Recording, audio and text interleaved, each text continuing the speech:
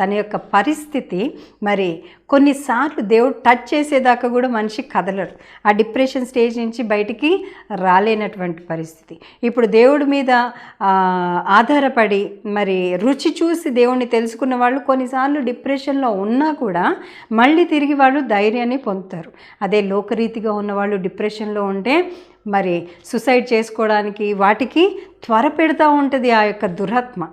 ఈ యొక్క డిప్రెషన్ అనే దురాత్మ మరి ప్రతిదాన్ని అసలు అది ప్రాబ్లమే కాదు, ఆ ప్రాబ్లం కాని దాన్ని కూడా ఎంతో పెద్దగా ఎలాబరేట్ చేసేసి నీ బతికింతే, నీకెవ్వడూ లేడు, నిన్నెవడూ అర్థం చేసుకోవడం అనే సౌండ్స్ అనే మాటలు వినిపిస్తూ ఉంటాయి. ఖచ్చితంగా నీ చెవులో ఎవడో చెప్తున్నట్టుగా ఉంటుంది.